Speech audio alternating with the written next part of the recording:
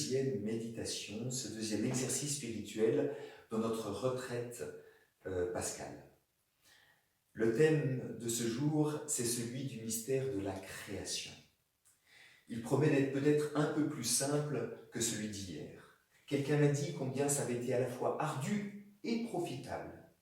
Et c'est vrai que je crois qu'il faut être patient dans cette heure que nous lui donnons pour laisser l'Esprit de Dieu et agir dans notre vie et manifester à notre cœur cette rencontre intime, ce dialogue d'amitié avec le Seigneur.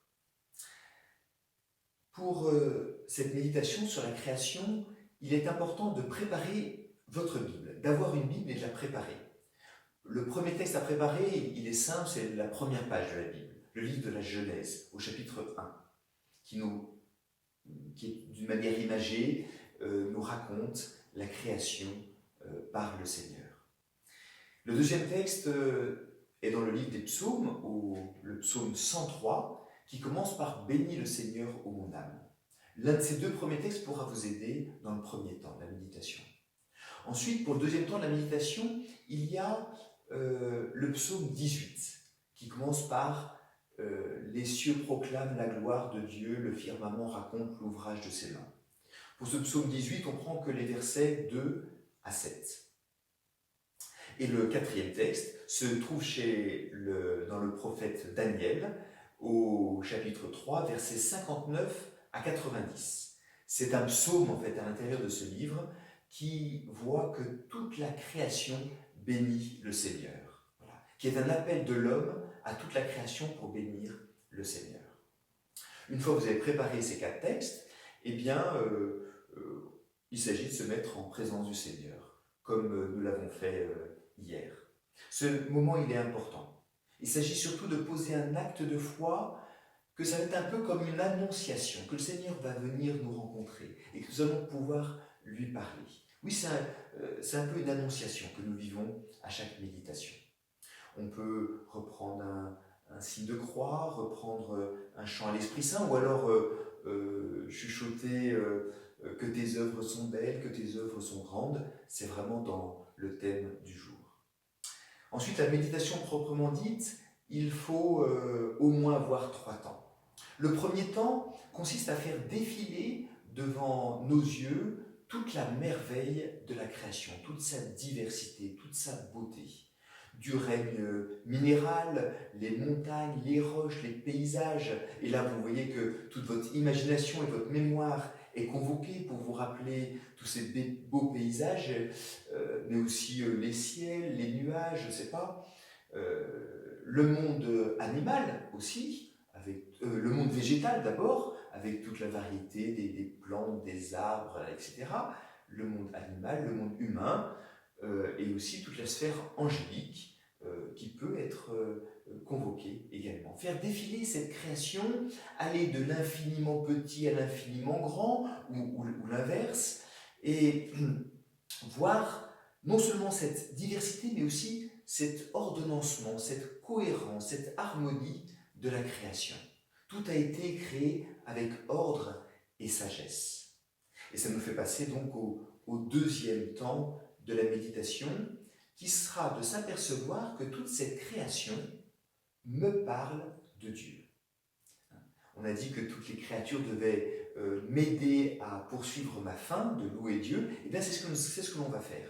S'apercevoir que cette création, elle me parle de la beauté, de la bonté, de la générosité, de l'unicité, de la transcendance, de la prévenance de Dieu. Vous allez trouver vous-même. L'idée, c'est de vous dire, mais Seigneur, tu me parles de toi à travers toute cette création. Tu te révèles à moi. Bien sûr, Dieu n'est rien de la création, mais comme le dit le psaume 18, donc c'est là qu'on peut se servir du psaume 18, eh bien, les cieux proclament la gloire de Dieu. Le firmament raconte l'ouvrage de ses mains. Le jour au jour, on livre le récit, et la nuit à la nuit, on donne connaissance. Si le premier temps, vous pouvez vous inspirer de Genèse 1 ou du psaume 103, pour le deuxième temps, vous pouvez vous inspirer et méditer le psaume 18. Et vous rappelez ce que disait le livre de la sagesse, au chapitre 13, la grandeur et la beauté des créatures font par analogie contempler leur auteur. Voilà, donc le deuxième temps, c'est de vraiment prier avec sa création qui est comme un livre de la révélation. Les pères de l'Église disaient que sans le péché, il n'y aurait pas eu de Bible. La création était suffisante. Mais en raison du péché, nos regards, nos cœurs sont empêchés d'entendre suffisamment le Seigneur qui nous parle dans sa création. Mais malgré tout, il y a quand même quelques lumières qui nous viennent, et donc prendre ce temps-là et se dire, Seigneur, qu'est-ce que tu me dis de toi, de ton dessein, de la vie du monde à travers cette création. Et le troisième temps de la méditation, il sera de convoquer toute cette création à louer le Seigneur. Nous aussi, nous pouvons, et nous avons la vocation d'aider toute la création à être elle-même, à rendre grâce au Seigneur. Et pour cela, donc le cantique ou le psaume du livre de Daniel, au chapitre 3, nous y aide. Les cieux et la terre, bénissez le Seigneur, la pluie et la neige, le froid et le brouillard, bénissez le Seigneur. Et vous voyez que ce psaume, il parle là aussi du monde végétal pour arriver jusqu'aux anges, pour nous dire bénissons ensemble le Seigneur. Voilà, une fois qu'on a fait cette belle méditation, d'avoir contemplé la création, s'est aperçu qu'elle me parle de Dieu et l'associer à la louange du Seigneur, eh bien on fait un petit bouquet, comme toujours avec le Seigneur, pour le remercier de ce temps et noter ce que l'on a découvert, ce qui était nouveau pour nous. Évidemment que le Seigneur va vous inspirer des sentiments, des idées, des méditations que vous n'aviez pas imaginées dans cet exercice. Et donc faire ce bouquet au Seigneur, ça peut durer entre 5 et 10 minutes, faire un bouquet, un colloque en fait, un colloque au Seigneur. On lui parle cœur à cœur. C'est vraiment le moment où, peut-être après les yeux, après l'intelligence, vraiment convoquer son cœur pour dire merci au Seigneur pour toute cette création.